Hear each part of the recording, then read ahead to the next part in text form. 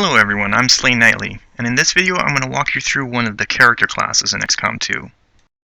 In this video I'm going to go over some of the different abilities of the character class, and also I'm going to walk you through some of my suggestions and tips on what is good and what is not so good.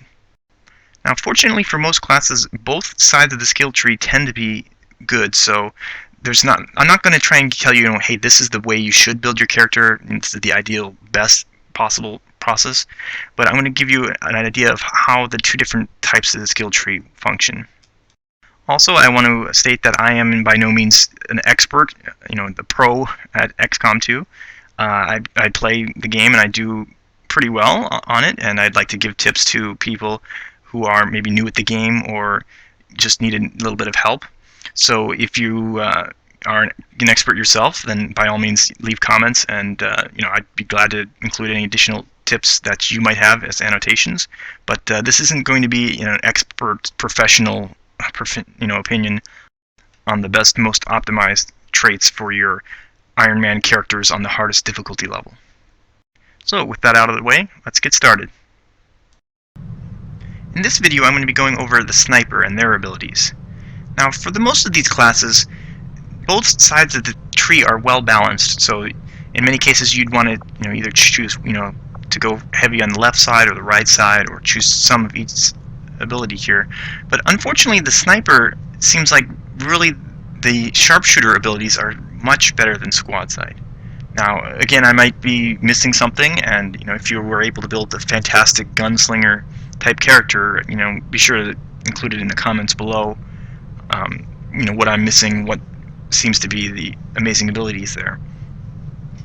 So initially your sharpshooter starts off with squad sight, which is a fantastic ability that lets you shoot any enemies as long as any of your squad mates can see them, and your soldier has a line of sight to them. So obviously they can't shoot through obstacles, but this is obviously the main ability of the sniper. And then on the next level up at corporal, you then get to choose between long watch or return fire.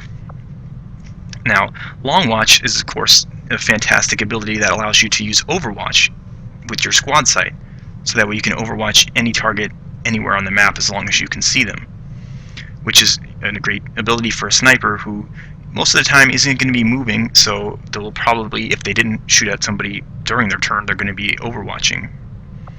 Whereas return fire seems like it's just an absolutely terrible ability for snipers in particular, but even in general on any class.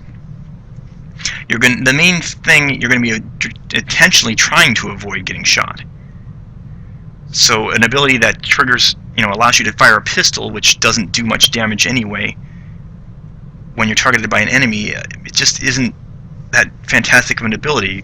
For the most part, your sniper should be out of gunfire range of the enemy, and if they are close enough to the enemy, they should hopefully be in full cover anyway. So I'm not seeing the appeal of the return fire ability. Now at the next level, you have the choice between Deadeye or Lightning Hands. Now in this case, this is actually one of the few situations where the gunslinger ability is actually fairly decent. It's not necessarily superior to Deadeye. So in this case, it's kind of up to you which way you want to go for this. Deadeye gives you a small aim penalty, but allows you to inflict much more damage with one shot, which is, great ability, because most of the time your sniper should have a good chance to hit, so being able to ensure that you get the kill by increasing your damage output is certainly a handy ability, and I would definitely not say anything negative about this ability at all. Now, on the other hand, you have Lightning Hands, which allows you to fire a pistol without it costing any action. And so this does have a cooldown, but it allows you to just fire off a pistol and get those few extra points of damage without having to, use up any actions. Your character doesn't move. It just allows you to give that extra flexibility. So it does come in handy. But I wouldn't necessarily say it's in any way superior to Deadeye. The next level is Death from Above versus Quick Draw Lieutenant. Quick Draw, again, I'm not really seeing the appeal of, you get to fire your pistol without ending your turn, so you basically get 2 pistol shots. But in general, those 2 pistol shots would do about the equivalent damage of a single sniper shot anyway. So I'm not seeing the appeal of why would you not just use the sniper rifle. The death from above ability is pretty nice. It allows you to, if you kill an enemy while you're on a higher elevation than them, it only costs a single action. So you can still move, or you can fire another shot with your pistol. This actually kind of ties nicely if you're using something like lightning hands. You could use lightning hands to injure the target, fire at it, kill it with death from above, and then use a pistol again. Or just in general, if you're in a position where you just want to be able to flee or move positions after taking the shot, you'll be able to kill an enemy from high above, and then you have the ability to move to another position closer to the rest of your troops. Now this kill zone here at the captain level is just an absolutely amazing skill. What it does is it gives you a cone of fire that you can target in, and you'll be able to shoot at any enemy that moves or takes an action.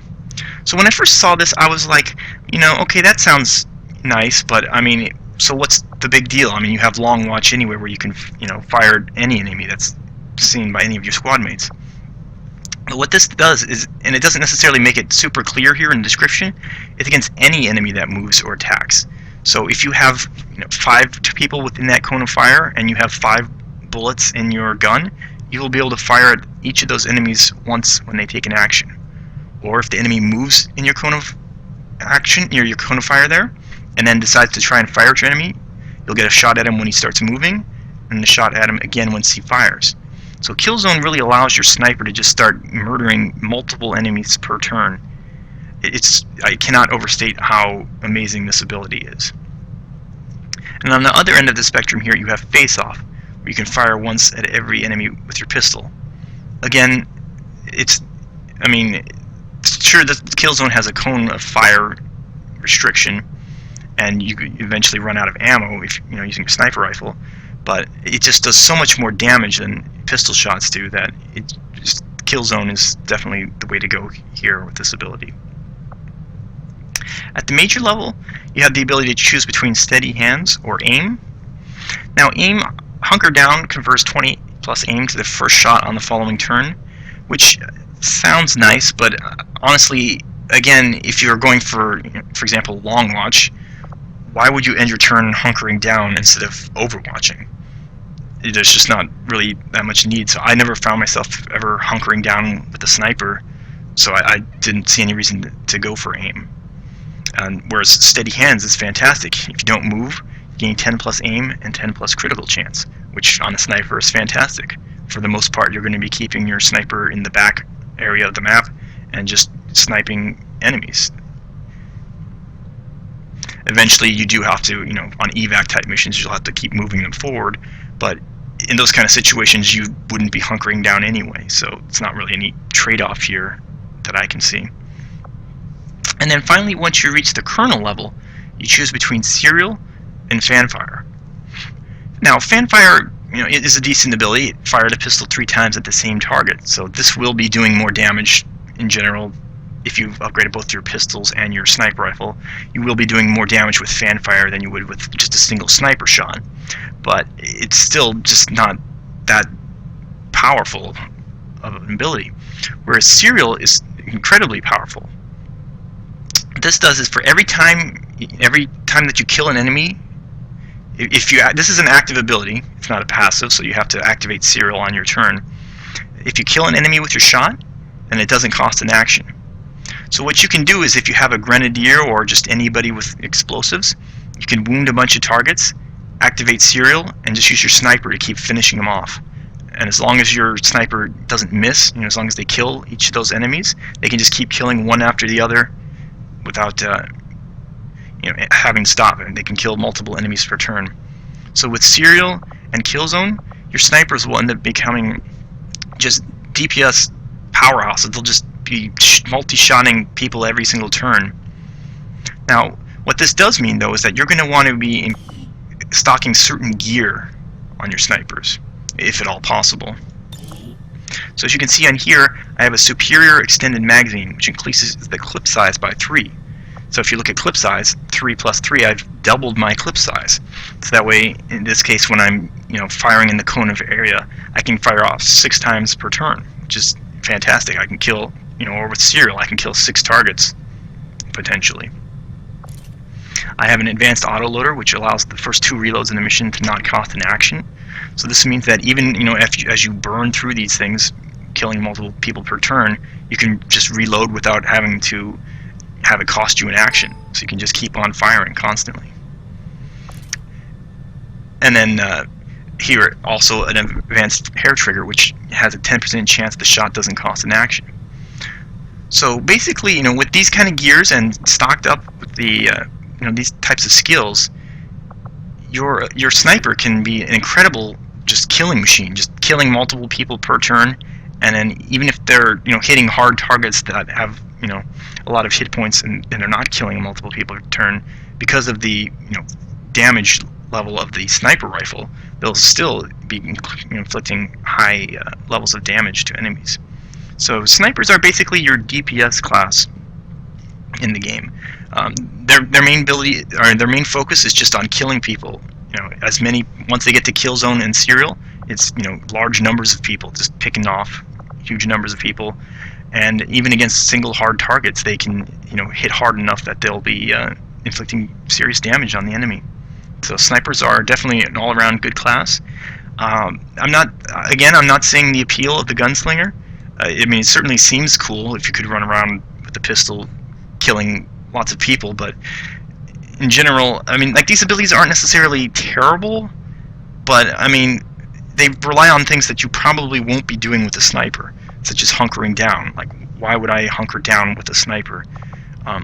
Return fire. I don't want people shooting at my sniper, so my sniper should be far enough out of the way of the enemy to not have to worry about getting shot at. And then even if, okay, so they do get shot at, firing at the enemy with a pistol 99% of the time isn't going to be enough to take them down or hurt, stop them. So in general, the sniper level classes are good, and you might just go full down the sniper level here. In this case, I did choose Lightning Hands over Deadeye, but that's not necessarily because Lightning Hands is superior. Either of these is a good way to go. So again, if you have any suggestions of your own, if you have any insight of what I'm missing about the gunslinger that makes them amazing, definitely let me know. I would like to hear it. Thanks for watching. If you enjoyed this video or found it useful, please consider liking the video or subscribing. Either way, I appreciate you spending your time with me. Thanks for watching.